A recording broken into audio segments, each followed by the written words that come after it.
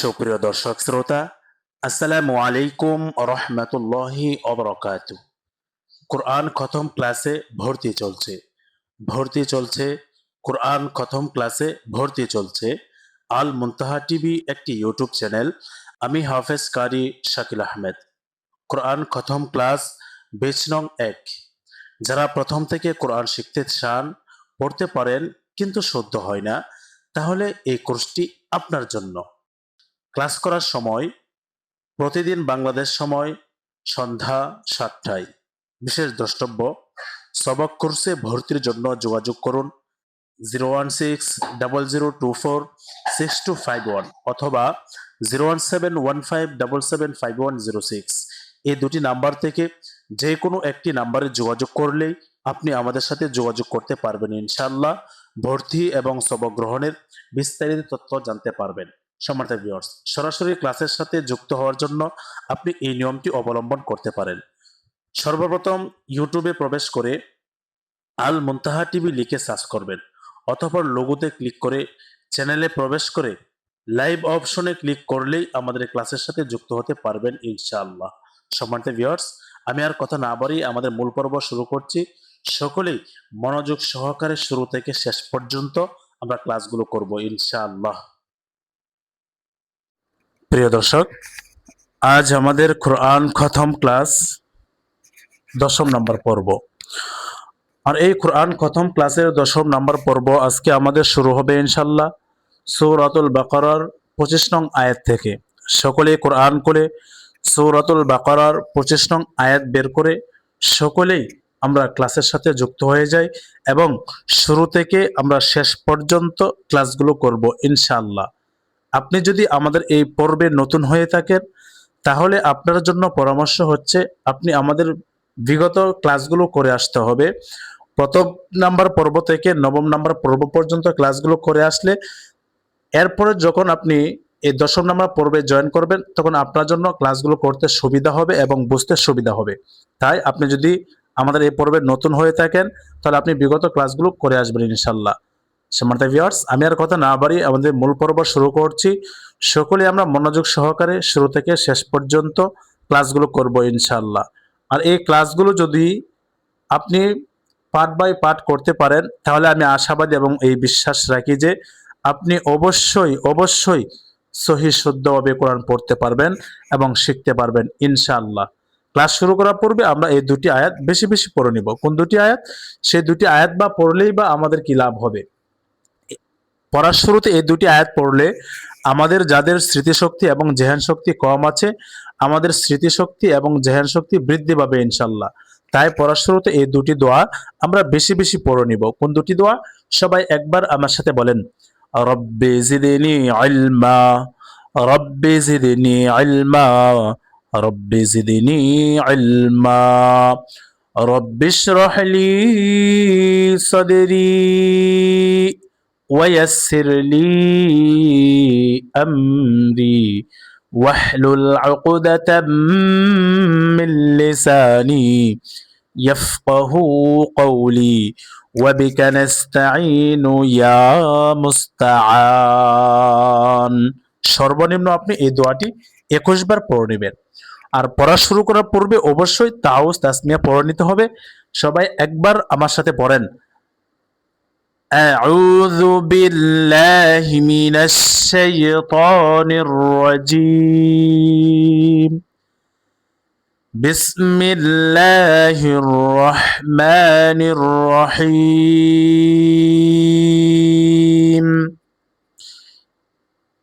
إن الله لا يستحيي أن يضرب مثلا ما بعوضة فما فوقها فأما الذين آمنوا فيعلمون أنه الحق من ربهم وأما الذين كفروا فيقولون ماذا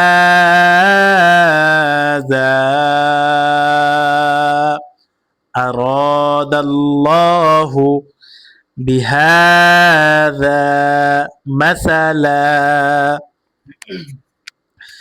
يضل به كثيرا ويهدي به كثيرا وما يضل به إلا الفاسقين। সম্মানিত ভিউয়ার্স, এই যে আমি একটি আয়াত পড়েছি, এই আয়াতের ভিতরে কোনো সুর দেই নাই। সুর দিয়ে পড়া কিন্তু আমাদের জরুরি না। আমাদের জন্য জরুরি হচ্ছে আমাদের পড়াটা সহি হচ্ছে কিনা, শুদ্ধ হচ্ছে কিনা। অনেকে আমরা দেখি অনেক সময় পড়া শুনতে যাই, পড়াশোনার ক্ষেত্রে দেখা যায় অনেকে আমরা সুর দিয়ে পড়তে চাই। সুর দিয়ে পড়তে গেলে কিন্তু অনেকের আমাদের টানগুলো হচ্ছে না, গুন্নাগুলো হচ্ছে না, এভাবে হরফের উচ্চারণগুলো হচ্ছে না, মানে মূল হরফের উচ্চারণটাই হচ্ছে না, ঠিক মতো হচ্ছে না। আমাদের সর্বপ্রথম আমাদের দেখতে হবে আমাদের পড়াটা সহি হচ্ছে কিনা, শুদ্ধ হচ্ছে কিনা। যখন আপনার পড়া পরিপূর্ণ সহি হয়ে যাবে, শুদ্ধ হয়ে যাবে, তখন আপনি সুর দিয়ে পড়েন, তখন কোনো অসুবিধা নেই। এখন আমি যেভাবে আয়াতটা ভেঙে ভেঙে বলেছি, আমি আরেকবার বলছি দেখেন। ইন্নাল্লাহা লা ইয়াস্তাহয়ি আন ইয়াদরিবা মাসালাম মা বাউদাতান ফামা ফাওকাহা। এই যে ছোট্ট আয়াতটা আমি পড়েছি, এই ছোট্ট আয়াতটা যেখানে গুণনা হবে সেখানে গুণনা করেছি, যেখানে টান হবে সেখানে টান দিয়েছি, আর যেখানে টান নেই সেখানে টান দেন নেই। আর যখন আমি কোরআন পড়তে পারি না, যখন আমি পড়তে যাব ইন্নাল্লাহা লা ইয়াস্তাহি আন ইয়াদরিবা মাসালাম মা বাউদাতান ফামা ফাওকাহা। এখন আপনি কোরআন পড়তে পারছেন না, আমি কোরআন পড়তে পারছি না, এখন যদি ট্রেনে পড়তে যাই তাহলে অবশ্যই আমাদের এখানে ভুলটা হবে। আর যখন আপনি ভেঙে ভেঙে পড়বেন তখন কিন্তু আর আপনার ভুলটা হবে না। যেখানে টান দেওয়ার কথা সেখানে টান দিতে পারতেছেন, শব্দে শব্দে পড়তে হবে। যেখানে গুণনা করার কথা সেখানে গুণনা করতে পারবেন, যেখানে টান দেওয়ার কথা সেখানে টান দিতে পারবেন, যেখানে টান না দেওয়ার কথা সেখানে টান না দিয়ে পড়তে পারবেন। তবে শর্ত কি, শব্দে শব্দে এখন আপনার আমার পড়তে হবে। কারণ এখন আমরা কোরআন শিখতেছি মাত্র, এখন আমরা ট্রেনে পড়ার মতো আমাদের কোয়ালিটি এখনো হয় নাই, পড়ার কোয়ালিটি হয় নাই। যখন আমাদের পড়ার কোয়ালিটি রিডিং পড়ার মতো হয়ে যাবে তখন আমরা পৃষ্ঠার পর পৃষ্ঠা পড়ে যাব ইনশাল্লাহ, তখন আর কোনো অসুবিধা হবে না। এবার আসেন কোথায় টান হবে কোথায় টান হবে না এবং কোথায় গুণনা হবে কোথায় গুণনা হবে না, এখন আমরা বানান করে করে পড়বো ইনশাল্লাহ। দেখেন, হামজা নুন জের ইন, নুন লাম জবর নাল, ইন্নাল। হামজা নুনকে ধরেছে, নুন লামকে ধরেছে, হরকত। হামজার নিচে কি আছে? হরকত। হরকত কাকে বলে? এক জবর এক জের এক পেশকে হরকত বলে। আর এই হরকতের বামে নুন অথবা মিমে যদি তাসদিদ হয় তাহলে গুন্নাহ করিয়া পড়িতে হয়, আর এই গুন্নাহকে ওয়াজিব গুন্নাহ বলে। তো এখানে হরকতের বামে নুনে তাসদিদ এসেছে, তো এখানে কিসের গুন্নাহ করে পড়তে হবে? ওয়াজিব গুন্নাহ। ইন, নুন লাম জবর নাল, লাম কারা জবর ল, নাল ল। আল্লাহ শব্দের লামকে পুর করে পড়েছি কেন? এই আল্লাহ শব্দের লামের পূর্বে জবর আসছে, এই কারণে আল্লাহ শব্দের লামকে পুর করে পড়েছি, অর্থাৎ মোটা করে পড়েছি। আল্লাহ শব্দের লামের পূর্বে জবর অথবা পেশ থাকলে আল্লাহ শব্দের লামকে পুর করে পড়তে হয়, অর্থাৎ মোটা করে পড়তে হয়। তো এখানে আল্লাহ শব্দের লামের পূর্বে জবর আসছে, এই কারণে আল্লাহ শব্দের লামকে মোটা করে পড়তে হবে, অর্থাৎ পুর করে পড়তে হবে। ইন্নাল্লাহা, এখন যদি বলেন ইন্নাল্লাহা তাহলে আপনার পড়া কি হবে না? সহি হবে না। কেন? এই আল্লাহ শব্দের লামকে পুর করে পড়ার কথা বলা হয়েছে, এখানে পাতলা করে পড়লে আমাদের উচ্চারণ সহি হবে না। যেখানে মোটা করে পড়ার কথা বলা হয়েছে সেখানে মোটা করে পড়তে হবে, আর যেখানে পাতলা করে পড়ে পাতলা করে পড়ার কথা বলা হয়েছে সেখানে পাতলা করেই পড়তে হবে। ইন্নাল্লাহা নাল্লাহা লাম আলিফ জবর লা জবরের পরে কাল আলিফ মাদে হরফ এক আলিফ টান হবে মাদ্দে তবাই ইয়াসিন জবর ইয়াস তাহ জবর তাহ ইয়াস্তাহ ইয়া কারাজের ই লা ইয়াস্তাহয়ি ইয়ার নিচে খারাজের আসার কারণে এক আলিফ টান হওয়ার কথা ছিল মাদ্দে তবাই কিন্তু এই খারাজের উপরে আমরা দেখতে পাচ্ছি ইয়ার উপরে কি আছে চিকন একটি চিহ্ন আছে আর এই চিকন চিহ্নটি কিসের চিহ্ন হবে মাদ্দে মুনফাসিলের চিকন চিহ্ন যখন দেখবেন এই চিকন চিহ্নটি অর্থাৎ মাদ্দে মুনফাসিলের এই চিকন চিহ্নটি কোনো হরফের উপরে আসবে তখন ওই হরফকে তিন আলিফ টেনে পড়তে হবে কেন এই চিহ্নটা হচ্ছে মাদ্দে মুনফাসিলের চিকন চিহ্ন আর এই চিকন চিহ্ন যে হরফের উপরে আসবে ওই হরফকে তিন আলিফ টেনে পড়তে হয় মাদ্দে মুনফাসিল ইন্নাল্লাহা লা ইয়াস্তাহয়ি হামজা ইয়া জবর আই ইয়া দাদ জবর ইয়া দ আই ইয়া দ রা জিররি বা জবর বা আই ইয়া দরিবা মিম জবর মা সা জবর সা মাসা লাম মিম দুই জবর লাম মিম আলিফ জবর মা মাসা লাম মা তানবিনের পরে মিমে তাসদীদ এসেছে ইদগামে বাগুন্না হরফ ইদগামে বাগুন্না হরফ কয়টি চারটি হরফ কি কি ইয়া মিম ওয়াও নুন নুন সাকিন অথবা তানবিনের পরে ইদগামে বাগুন্নার চারটি হরফ থেকে কোনো এক হরফ আসলে এই নুন সাকিন অথবা তানবিনকে গুন্নার সহিত মিলাইয়া পড়িতে হয় ইহাকে ইদগামে বাগুন্না বলে মাসালাম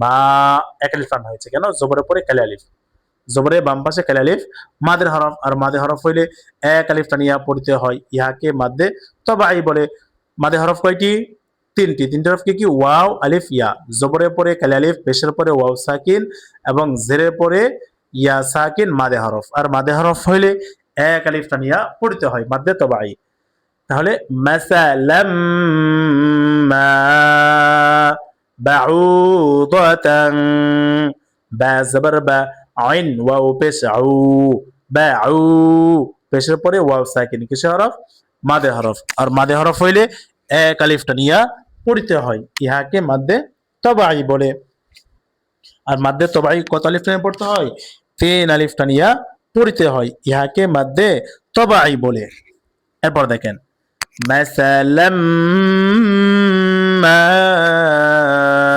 বাউদাতান দতাং তানভিনকে গুণনা করেছে কেন কারণ তানভিনের পরে ফা আসছে আর এই ফা কিসে হরফ ইকফার হরফ ফা কিসে হরফ বলেন ইকফার হরফ ইকফার হরফ কয়টি বলেন বলেন দেখি কে কে বলতে পারেন ইকফার হরফ 15টি 15টি হরফ কি কি এই দেখেন আমরা ইতিপূর্বে পড়েছিলাম যে ইকফার হরফ 15টি কয়টি বলেন 15টি আর 15টি হরফ কি কি তা সা জিম দাল জাল ঝা সিন শিন صاد ضاد ط ظ ফা কফ কাফ এই 15টি হরফ আমরা ছন্দে ছন্দে এভাবে পড়তে পারি কিভাবে দেখেন তাও সাও জিম দালো জালো জাগা সিনো সিনো সদ দদ তও জ ফা কফ কাফ এই 15টি হরফ কেন পড়লাম এই নিচে দেখেন এই দেখেন নুন সাকিন এবং তানভিন নুন সাকিন কাকে বলে জজম ওয়ালা নুনকে নুন সাকিন বলে আর দুই জবর দুই জের দুই পেশকে তানভিন বলে তাহলে এই নুন সাকিন অথবা এই তানভিনের পরে যদি ইকফার এই যে 15টি হরফ আমরা পড়েছি নুন সাকিন অথবা তানভিনে পরে ইকফার এই 15টি হরফ থেকে কোনো একটি হরফ আসিলে এই নুন সাকিন অথবা তানভিনকে গুন্নার সহিত মিলাইয়া পড়িতে হয় ইহাকে ইকফার গুন্না বলে তো এখানে দেখেন বাউদাতান এই দেখেন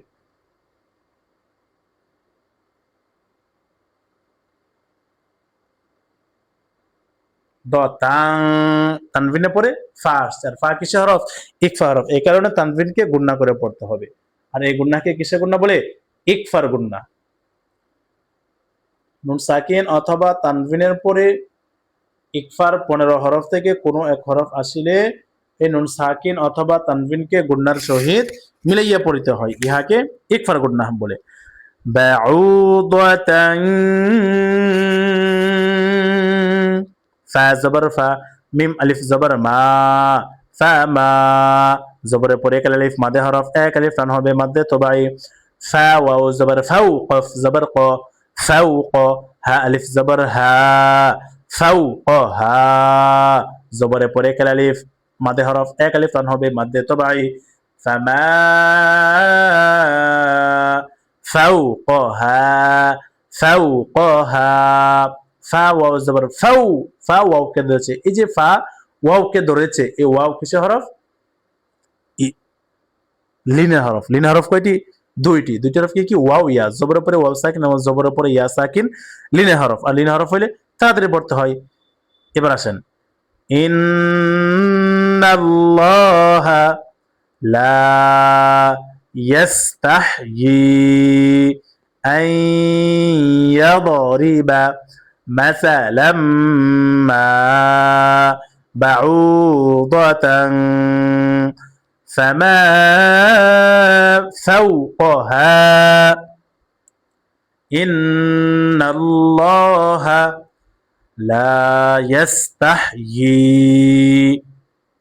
أن يضرب مثلا ما بعوضة فما فوقها فزبر فا همزة ميم زبر ميم لام زبر مل فأمل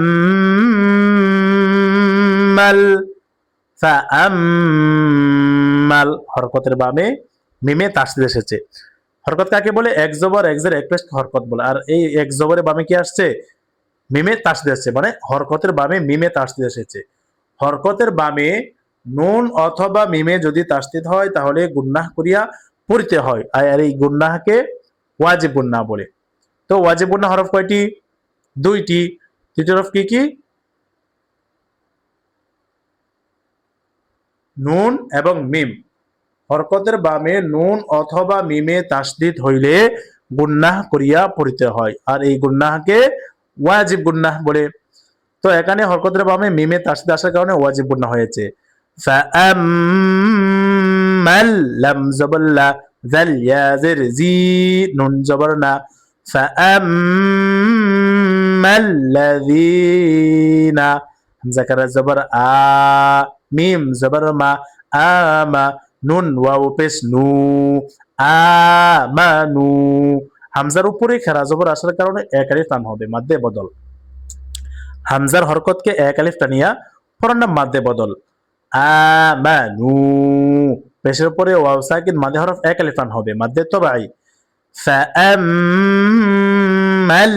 ফাআম্মাল্লাযীনা আমানু, ফা জবর ফা, ইয়া আইন জবর ইয়া, ফায়ালাম জবর লা, ফায়ালা, মিম ওয়াও পেশ মু, নুন জবর না, ফায়ালামুনা, ফায়ালামুনা, লামু, পেশের পরে ওয়াও সাকিন মাদে হরফ এক আলিফ টান হবে মাদ্দে তবাই। ফায়ালামুনা, হামজা নুন জবর আন, নুন জবর না, আন্না, হা লাম পেশ হুল, আন্নাহুল, আন্না, হরকতের বামে নুনে তাসদীদ আসছে। হরকতের বামে নুন মিমে তাসদীদ হইলে গুন্নাহ করিয়া পড়তে হয়, ইহাকে ওয়াজিব গুন্নাহ বলে। আন্নাহুল হাক্কু, হা কফ জবর হক, কফ পেশ কু, হাক্কু, মিম রা জের মির, রা বা জবর রব, বা জের বি, মির রব্বি, হা মিম জের হিম, মির রব্বিহিম। فأما الذين آمنوا فيعلمون أنه الحق من رب রাব্বিহিম, বলেন সবাই বলেন। فأما الذين آمنوا فيعلمون أنه الحق من ربهم واو زبر و همزة ميم زبر أم ميم لام زبر مل وأمل ওয়াম্মা হামজা মিম জবর আম মিম আলিফ জবর মা ওয়াম্মা হরকতের বামে মিমে তাসদীদ আসছে, তো হরকতের বামে নুন অথবা মিমে যদি তাসদীদ হয় তাহলে গুন্নাহ করিয়া পড়তে হয়, ওয়াজিব গুন্নাহ। ওয়াম্মাল্লাযীনা ওয়াও জবর ওয়া হামজা মিম জবর আম ওয়াআম মিম লাম জবর মাল ওয়াআম্মাল লাম জবর লা ওয়াআম্মাল্লা জাল ইয়া জের জি নুন জবর না ওয়াআম্মাল্লাযীনা কাফ জবর কা ফা জবর ফা কাফা রা ওয়াও পেশ রু কাফারু, পেশের বাম পাশে জজমুলা ওয়াও মাদের হরফ, আর মাদের হরফ হইলে এক আলিফ টানিয়া পড়তে হয়, ইহাকে মাদ্দে তবাই বলে। وأما الذين كفروا فا زبر فا يا زبر يا فيا قف واو بس قو فيقو لم واو بس لو نون زبرنا فيقولون فيقولون পেশের পরে ওয়াও সাকিন, পেশের পরে ওয়াও সাকিন, জবরের পরে কালি আলিফ, কিসের হরফ? মাদের হরফ, আর মাদের হরফ হইলে এক আলিফ নিয়ে পড়তে হয় মাদ্দে তবাই। ওয়াআম্মাল্লাযীনা কাফারু ফায়াকুলুনা মিম আলিফ জবর মা যাল আলিফ জবর যা মাযা জাল আলিফ জবর যা, জবরের পরে কালি আলিফ, কিসের হরফ? মাদে হরফ, আর আমরা জানি মাদে হরফ হইলে এক আলিফ টেনে পড়তে হয়, কিন্তু এই মাদে হরফের উপরে আমরা দেখতে পাচ্ছি চিকন একটি চিহ্ন, এই যে চিকন চিহ্নটি, এই চিকন চিহ্নটি কিসের চিহ্ন? মাদ্দে মুনফাসিলের চিকন চিহ্ন, আর এই চিকন চিহ্ন যে হরফের উপরে আসবে ওই হরফকে তিন আলিফ টানিয়া পড়তে হয়, ইহাকে মাদ্দে মুনফাসিল বলে। মাযা হামজা জবর আ রা আলিফ জবর র আর দাল লাম জবর দাল লাম কারা জবর ল আর আরাদাল্লাহ লাম কারা জবর ল, লামের উপরে খারা জবর আসার কারণে এক আলিফ টেনে পড়তে হবে, আর এই আল্লাহ শব্দের লামকে পুর করে পড়েছি, অর্থাৎ মোটা করে পড়েছি। কেন? কারণ এই আল্লাহ শব্দের লামের পূর্বে জবর আসছে, আল্লাহ শব্দের লামের পূর্বে জবর অথবা পেশ আসলে আল্লাহ শব্দের লামকে পুর করে পড়তে হয়, অর্থাৎ মোটা করে পড়তে হয়। তো এখানে আল্লাহ শব্দের লামের পূর্বে জবর আসছে, এই কারণে আল্লাহ শব্দের লামকে পুর করে পড়তে হবে। এখন যদি বলেন আরাদাল্লাহু, আপনার উচ্চারণ কখনোই সহি হবে না, শুদ্ধ হবে না। সঠিক উচ্চারণ কি? লাম মোটা হবে, কারণ আল্লাহ শব্দের লামের পূর্বে জবর আসছে, এই কারণে আল্লাহ শব্দের লামকে পুর করে পড়তে হবে, অর্থাৎ মোটা করে পড়তে হবে। মাযা আরাদাল্লাহু বাজির বি হা কারা জবর হা বিহা, হায়ের উপরে কারা জবর আসার কারণে এক আলিফ টান হবে মাদ্দে তবাই বিহা, জাল আলিফ জবর যা বিহাযা,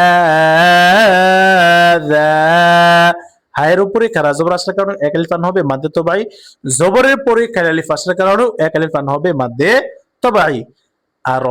আরাদাল্লাহু বিহাযা মিম জবর মা সা জবর সা মাসা লাম আলিফ দুই জবর লান মাসালান, এখানে অক্ফ হয়েছে, যদি এখানে অক্ফ করি তাহলে উচ্চারণটা আমাদের কেমন হবে?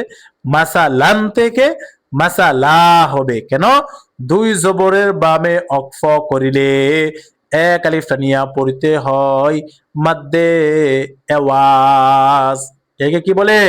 মাদ্দে আওয়াজ বলে। চিনে রাখেন, দুই জবরের বামে অক্ফ করিলে এক আলিফ টানিয়া পড়িতে হয় মাদ্দে আওয়াজ। ماذا أراد الله بهذا مثلا দেখেন এটা একবার পড়েন তো আমার সাথে وأما الذين كفروا فيقولون ماذا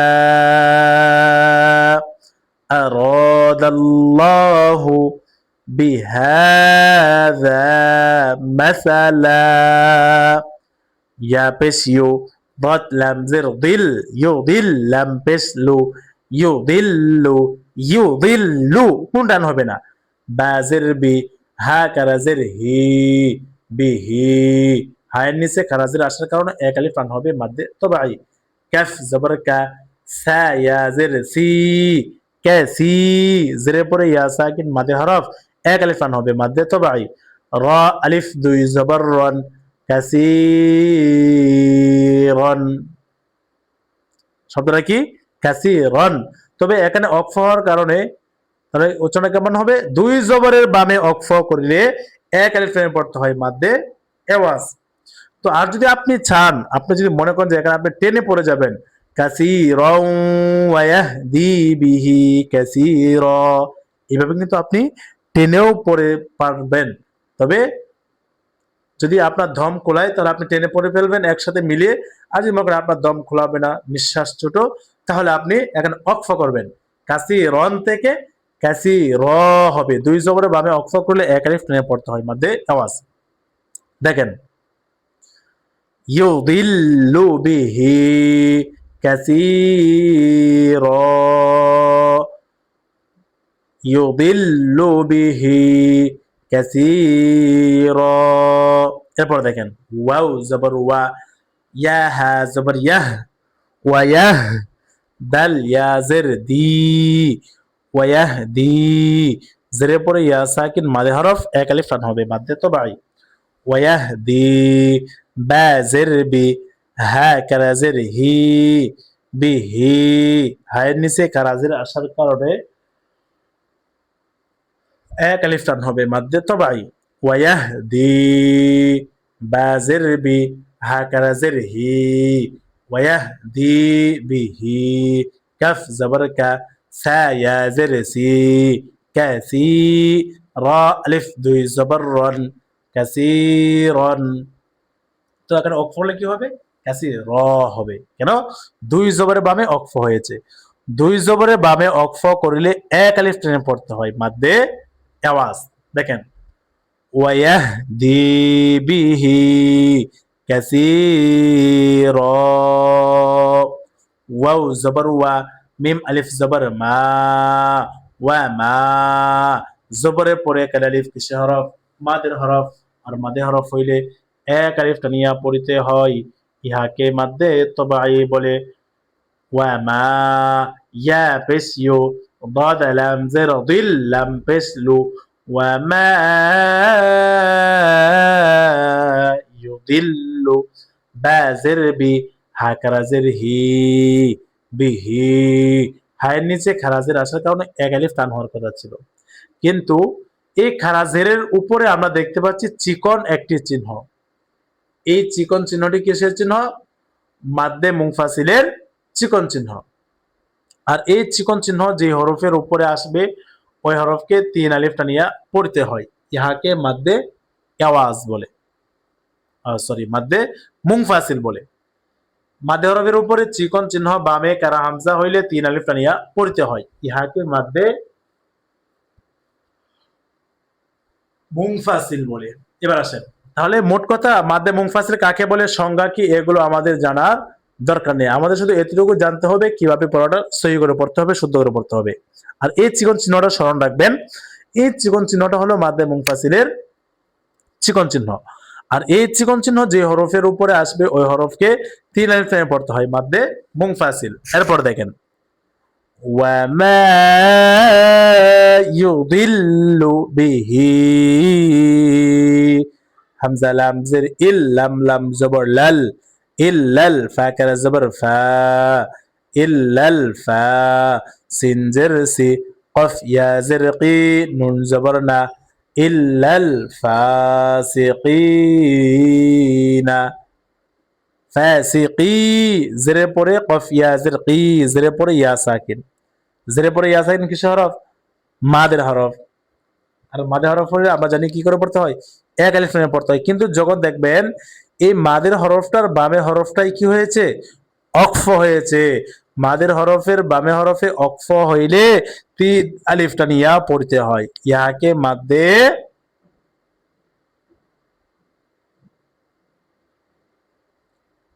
আরজি বলে। কি বলে বলেন? মাদে হরফের বামে হরফে অক্ফ করিলে তিন আলিফটা নিয়া পড়িতে হয়, ইহাকে মাদ্দে আরজি বলে। আর মাদ্দে আরজি কত আলিফ পড়তে হয়? তিন আলিফটা নিয়া পড়িতে হয়, ইহাকে মাদ্দে আরজি বলে। মনে রাখবেন, এই মাদ্দে আরজি কখনো আয়াতের শুরু অথবা আয়াতের মাঝে হয় না। মাদ্দে আরজি সর্বদাই আয়াতের শেষে হয় এবং তিন আলিফ টান হয়। وما يضل به إلا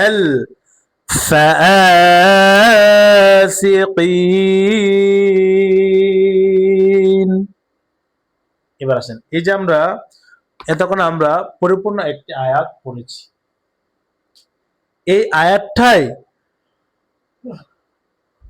এখন আমরা শব্দে শব্দে রিডিং পড়বো। আপনি কিভাবে পড়বেন, কিভাবে সবক গ্রহণের সবক কোর্সে সবক দিবেন, ঠিক এইভাবে এখন আমি বলে দিচ্ছি। সকলেই আমরা মনোযোগ সহকারে শুরু থেকে শেষ পর্যন্ত ক্লাসগুলো করব ইনশাল্লাহ।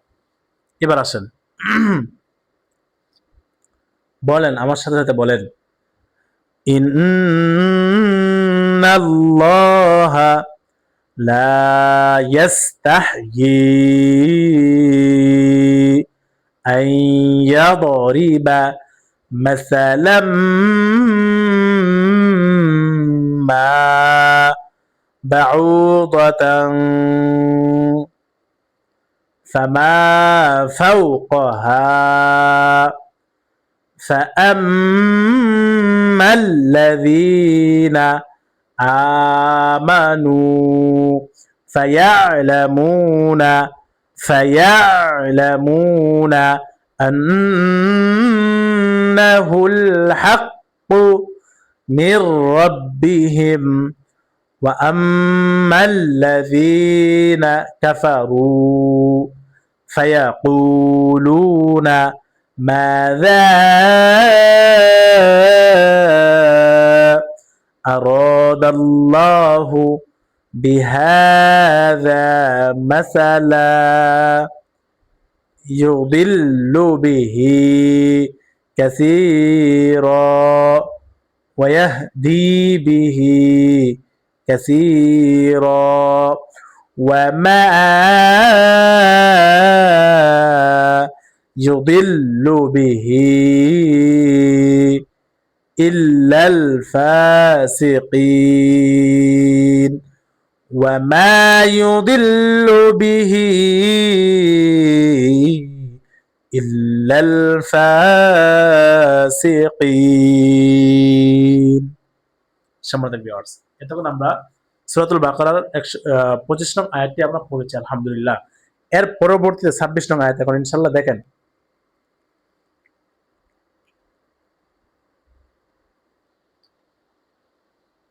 الذين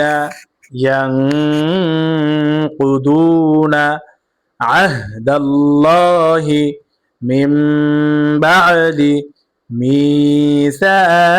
ميثاقه ويقطعون ما أمر الله به أن يوصل ويفسدون في الأرض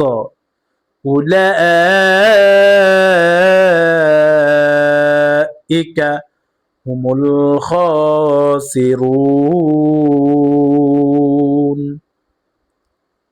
এবার আসেন সম্মানিত ভিউয়ার্স, এই যে আমরা আয়াতটা পড়েছি, এখন আমরা বানান করে পড়বো, কোথায় টান হবে কোথায় টান হবে না, কোথায় গুণনা হবে এবং কোথায় গুণনা হবে না, এইভাবে এখন আমরা তাসবিহ সহকারে বানান করে করে পড়বো ইনশাল্লাহ। পরবর্তীতে আমরা আবার রিডিং পড়বো ইনশাল্লাহ। দেখেন, জালাম জবর আল্লাম জবর লা আল্লাহ, দাল ইয়া জির জি, নুন জবর না, আল্লাযীনা, আল্লাযী জেরে পরে ইয়া সাকিন মাদে হরফ, এক আলিফ টান হবে মাদে তবাই, আল্লাযীনা, ইয়া নুন জবর ইয়াং, কফ পেশ কু, ইয়াং কু, দাদ ওয়াও পেশ দু, নুন জবর না, ইয়াং কুদুনা, ইয়াং, নুন সাকিনকে গুণনা করেছি কারণ নুন সাকিনের পরে কফ আসছে। কফ কিসে হরফ? ইকফা হরফ। আর ইকফা হরফ কয়টি? 15টি। 15টি হরফ কি কি? তা সা জিম দাল জাল জা, সিন শিন সদে দদে ত জ ফা কফ কাফ। নুন সাকিন অথবা তানভিনের পরে যদি ইকফার 15টি হরফ থেকে কোনো একটি হরফ আসে, তাহলে এই নুন সাকিন অথবা তানভিনকে গুণনার সহিত মিলিয়ে পড়তে হয়। ইহাকে ইকফার গুন্না বলে। কিসের গুন্না বলে বলেন? ইকফার গুন্না। আল্লাযীনা ইয়ানকুদুনা, কুদু, বাদ ওয়াও পেশ দু, পেশের পরে ওয়াও সাকিন মাদে হরফ, এক আলিফ টান হবে মাদে তবাই, ইয়ানকুদুনা, আইন হা জবর আহ, দাল লাম জবর দাল, আহ দাল লাম কারা জবর ল, আহ দাল্লাহ, হাজিরহি, আহদাল্লাহি, আহদাল্লাহি, মিম মিম জের মিম, বা আইন জবর বা, মিম বা, দাল জের দি, মিম বাদি, নুন সাকিনে পড়ে বা আসছে। কি আসছে বলেন? বা। আর এই বা কিসের হরফ? ইকলাবের হরফ। ইকলাবের হরফ কয়টি? একটি, আর সেটি হলো বা। নুন সাকিন অথবা তানভিনের পর ইকলাবের হরফ বা আসিলে, তাহলে এই নুন সাকিন অথবা তানভিনকে এই যে ছোট্ট মিম দেখতে পাচ্ছেন, এই ছোট্ট মিম দ্বারা পরিবর্তন করিয়া গুন্নাহ করিয়া পড়তে হয়। ইহাকে ইকলাব বলে। আহদাল্লাহি মিম বাদি, মিম বাদি, মিম ইয়া জির মি, সা আলিফ জবর সা, মি সা।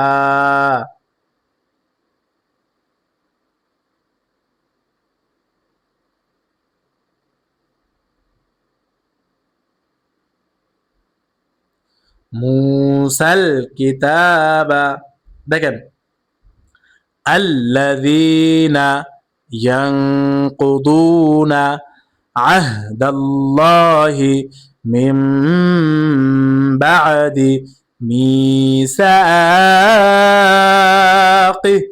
মিসা জেরে পরে ইয়া সাকিন মাদে হরফ, জবরের পরে কাল আলিফ মাদে হরফ। আর মাদে হরফ হইলে এক আলিফ টানিয়া পড়তে হয় মাদে তবাই, মিসাকিহি। হায়ের নিচে খারাজের আসার কারণে এক আলিফ টান হওয়ার কথা ছিল, কিন্তু এখানে অক্ফ হওয়ার কারণে হায়ের নিচে আমরা যে খারাজেরটা দেখতে পাচ্ছি, এই খারাজের কি হয়ে যাবে? বিলুপ্ত হয়ে যাবে এবং এই হা সাকিন রূপে পরিণত হয়ে যাবে। তখন আমাদের উচ্চারণটা কেমন হবে? দেখেন, মিসাকিহ, আল্লাযীনা ইয়ানকুদুনা আহদাল্লাহি মিন বাদি মিসাকিহ। এরপর দেখেন, ওয়াও জবর ওয়া, ইয়া কফ জবর ইয়াক, ওয়ায়াক, ত জবর ত, ওয়ায়াক ত, আইন ওয়াও পেশ আউ, নুন জবর না, ওয়ায়াক তাউনা, ওয়ায়াক, ইয়া কফ কাদ রয়েছে। কফ কিসের হরফ? কলকলা হরফ। আর কলকলা হরফ কয়টি? 5টি। 5টি হরফ কি কি? কফ, ত, বা, জিম, দাল। এই 5 হরফে জজম হয়ে কলকলা করিয়া, অর্থাৎ প্রতিধ্বনি আওয়াজ দিয়ে পড়তে হয়। তো এখানে ইয়া কফ কাদ রয়েছে। কফ কলকলা হরফ, প্রতিধ্বনি আওয়াজ দিয়ে ধাক্কা দিয়ে পড়তে হবে। ওয়ায়াকতাউনা, এখন যদি বলেন ওয়ায়াকতাউনা, প্রতিধ্বনি আওয়াজও হয়নি, আপনার উচ্চারণও সঠিক হয়নি। ওয়ায়াকতাউনা, মিম আলিফ জবর মা, হামজা জবর আ, মিম জবর মা, আমা, রা লাম জবর রল, লাম কারা জবর ল, আমারাল্লাহ, মা আমারাল্লাহু, মিম আলিফ জবর মা, জবরের বাম পাশে কাল আলিফ কিসের হরফ? মাদের হরফ। আর মাদে হরফ হইলে এক আলিফ টানিয়া পড়িতে হয়, ইহাকে মাদে তবাই বলে। কিন্তু এই মাদে হরফের উপর আমরা দেখতে পাচ্ছি কি? চিকন একটি চিহ্ন। আর এই চিকন চিহ্নটি কিসের চিহ্ন? মাদ্দে মুনফাসিলের চিকন চিহ্ন। আর এই চিকন চিহ্ন যে হরফের উপরে আসবে ওই হরফকে 3 আলিফ টানিয়া পড়তে হয়, ইহাকে মাদ্দে মুনফাসিল বলে। মা আমারাল্লাহু, বাজের বি, হা কারাজের হি, বিহি। হায়ের নিচে কারাজের আসার কারণে 1 আলিফ টান হওয়ার কথা ছিল, কিন্তু চিকন চিহ্ন আসার কারণে 3 আলিফ টান হবে, মাদ্দে মুনফাসিল। মা আমারাল্লাহু বিহি, হামজা ইয়া জবর আই, ইয়া ওয়াও পেশ ইউ, আই ইউ, صاد زبر صا، لم زبر لا، أن يوصل، واو زبر وا، يا فا পেশ يف، ويف، سنجر سي، دل واو পেশ دو، নুন জবর না، ويفسدون، ويفسدون، সিদু পেশের পরে ওয়াও সাকিন মাদে হরফ 1 আলিফ টান হবে, মাদে তবাই। ويفسدون، فلم زر فيل، همزه را زبر ار، فيل ار، ضاد زر دي، ফিল আরদি, ফিল আরদি। অক্ফ হওয়ার কারণে দদের নিচে আমরা যে হরকত জের দেখতে পাচ্ছি, হরকত জের কি হয়ে যাবে? বিলুপ্ত হয়ে যাবে এবং এই দদ সাকিন পরিণত হয়ে যাবে। ওয়ায়াকতাউনা মা আমারাল্লাহু বিহি আন ইউসালা ওয়ায়ুফসিদুনা ফিল আরদ, হামজা পেশ ও, লাম কারা জবর লা, উলা। লামের উপরে খারা জবর আসার কারণে 1 আলিফ টান হওয়ার কথা ছিল, কিন্তু এই খারা জবরের উপরে আমরা দেখতে পাচ্ছি মোটা একটি চিহ্ন। আর এই মোটা চিহ্নটি কিসের চিহ্ন? মাদ্দে মুত্তাসিলের মোটা চিহ্ন। আর এই মোটা চিহ্ন যে হরফের উপরে আসবে ওই হরফকে 3 আলিফ টানিয়া 4 আলিফ টানিয়া পড়তে হয়, ইহাকে মাদ্দে মুত্তাসিল বলে। এই মোটা চিহ্নটা কিসের চিহ্ন? মাদ্দে মুত্তাসিলের মোটা চিহ্ন। উলাইকা,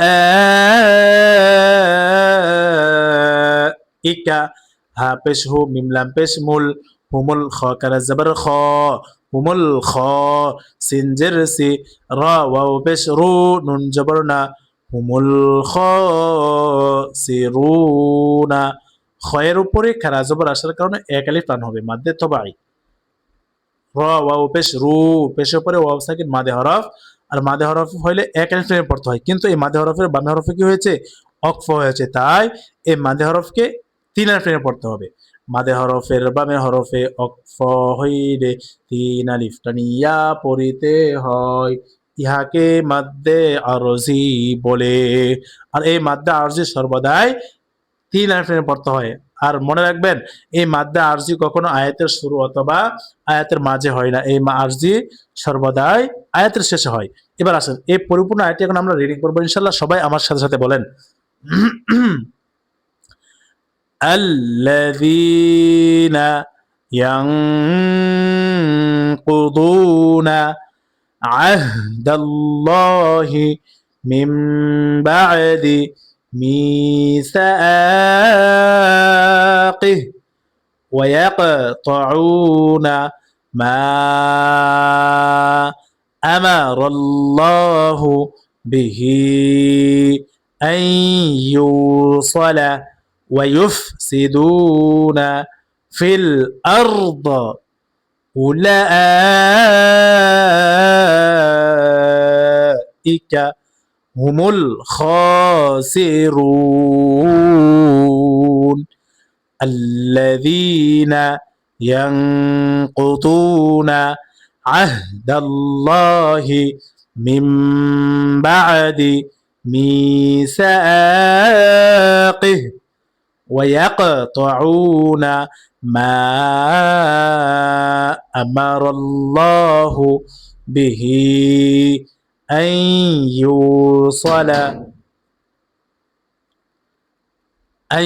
يوصل ويفسدون في الأرض